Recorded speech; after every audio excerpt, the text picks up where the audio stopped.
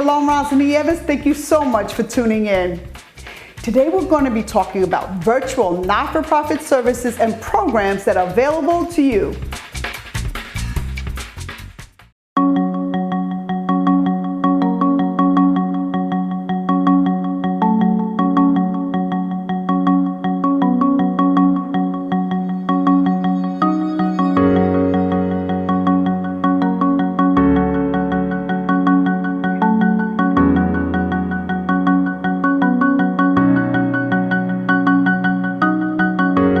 Joining me today is Miss Susan Agin, the Executive and Artistic Director for Queensborough Performing Arts Center. Susan, thank you so much for joining me. And I was able to invite your buddies to this show, and that was my surprise for you. Are you surprised, Susan?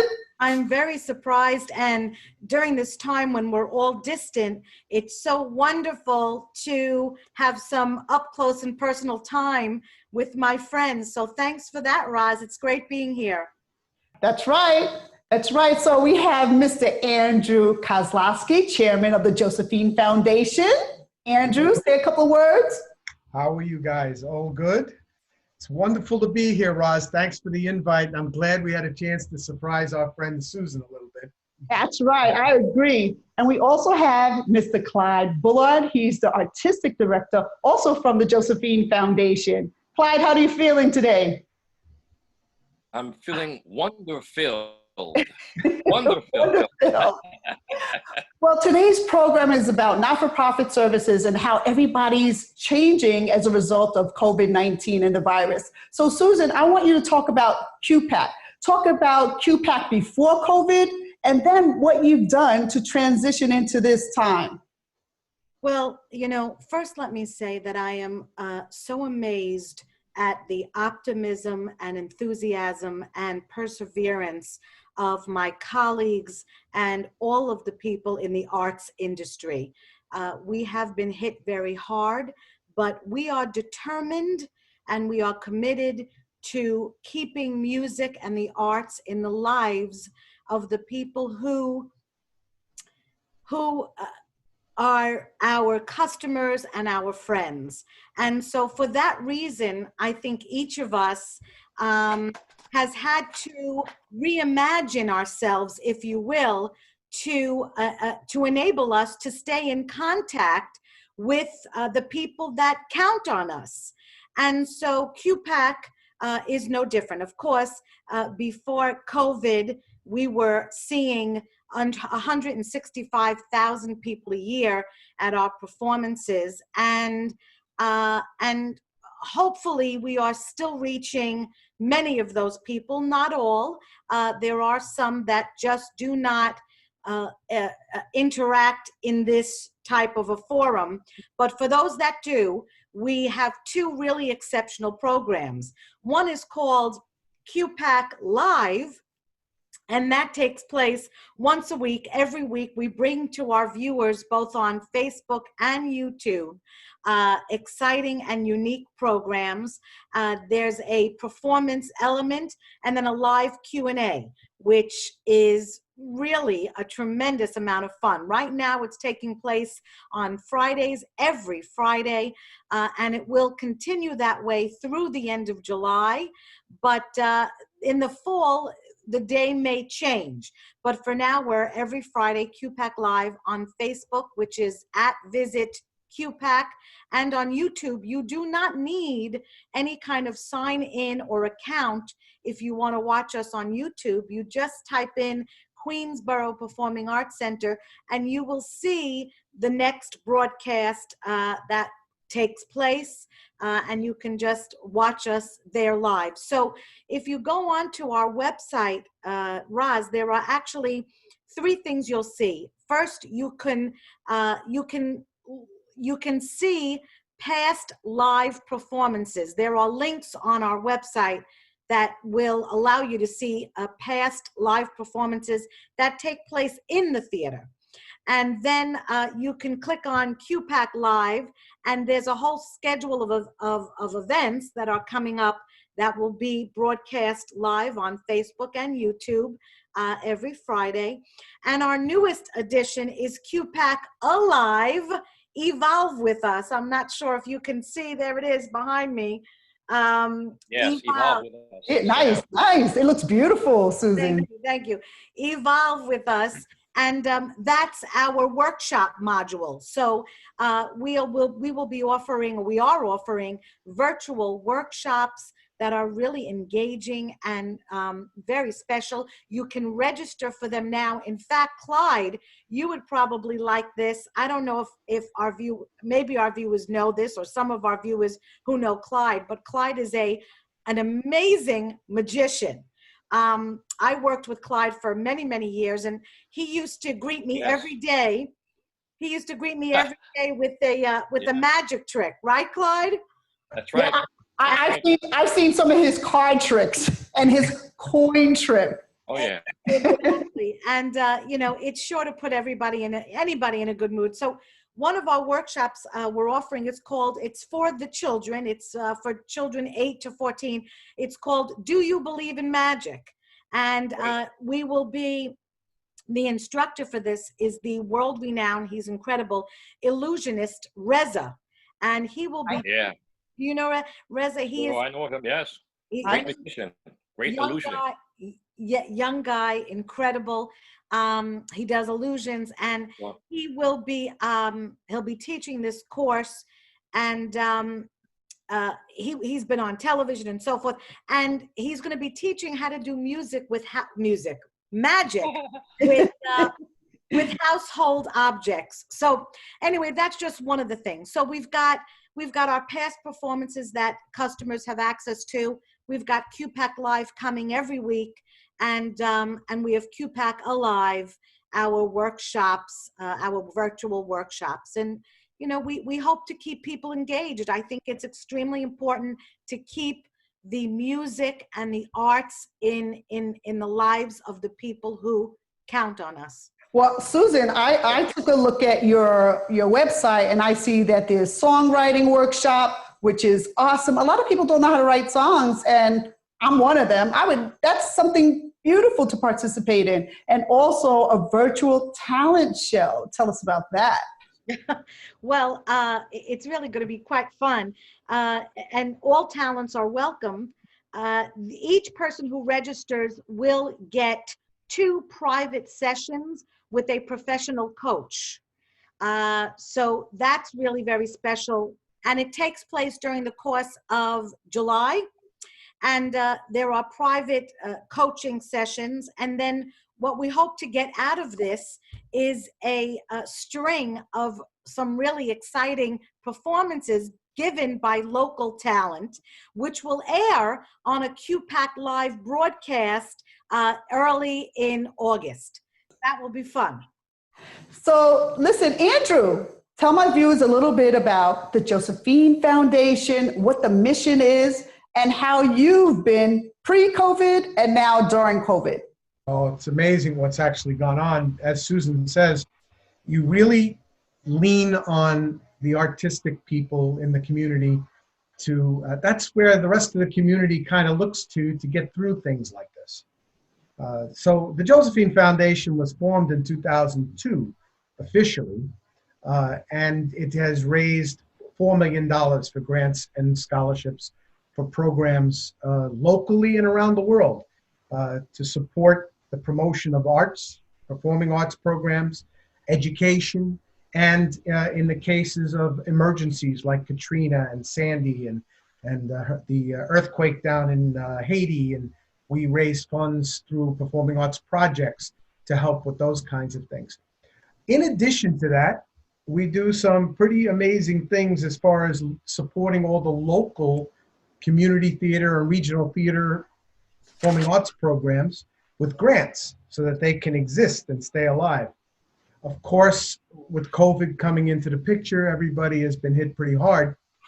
So we have taken, as Susan has, to the Facebook Live and the YouTube channels of the Josephine Foundation, and we have a number of programs that we go live with to stay in touch with everybody in the community. We make them aware of all the programs that are going on that they can see online. We have 2 programs that stand out in our mind on Monday nights, something called Craving the Arts, which we attach to the regional people, the regional arts people, and we bring on guests that will talk about how the region is being affected by what's going on with COVID and what to expect in the arts world. This Monday night, we have New York City Councilman Paul Vallone as our guest. And the regional spotlight is on a group called the Friends of Maple Grove. We spotlight each week one of the community theater or regional theater groups so they can talk about their mission and the programs that they're going to have going forward. On Tuesday nights, Clyde and I do something. It's called Odds and Ends, Life, Entertainment, Theater, and the Arts. Okay, wait. How did you come up with that name, Odds and Ends? Well, I'm going to tell you, that's my buddy down there that came up with the name. And it's kind of interesting because this is all about the professional world. And we bring professional artists on board, directors, producers, artists, all from the entertainment world. We sit them down, relaxed, sit down atmosphere, and they tell us about compelling stories, things about how they got started in their careers. And this Tuesday, we have a pretty amazing guest in Larry Marshall, star of the theater stage and of course, film. The guy that was in Jesus Christ Superstar and the Cotton Club, right? Superstar, Hair. Yes, and he was in Hair and Porgy and Bess. In fact, Porgy and he Bess. won all kinds of awards for Porgy and Bess. So he's going to be a lot of fun. So we're trying to stay involved with the community by doing the online programs also. And it's the same thing. You can go on our website and click, or you can go to Facebook Live, the Josephine Foundation, and see all these programs. We have a concert on Sunday night, Alamico in concert, for those that love oldies and the Italian classics. He's on from 6:30 till 9 p.m. Nice. Doing all kinds of music. And again, no charge for any of these things. And then Monday night at 7 o'clock is Craving the Arts. And then we have our Odds and Ends, Life, Entertainment, Theater, and the Arts on Tuesday night. And anything that's there can also be caught on YouTube, on our YouTube channel, the Josephine Foundation YouTube channel. So very nice. Are you also doing a star search? We are, yes. We're doing a little something different from what Susan's doing. We're doing something that's called JoFo Star Search. People are auditioning through our website. They're registering, sending in videos. Our judges will take the best of those and put them into what's called the finalist round. And then in July 8th, the very first JoFo Star Search Live will come on, and we will have them compete against each other. There'll be 3 judges, plus a guest judge. The 3 judges that everybody knows are the artist Richard Mason, Alyssa Pitaluga, and Reagan Stone. And then we'll have a guest judge from the performing arts world to join them each week. And they'll build up and compete until we get to the JoFo Awards night. Of course, you know, Susan has been involved with us since the very beginning. We have our gala every year in June, and this year we had to cancel that because of COVID.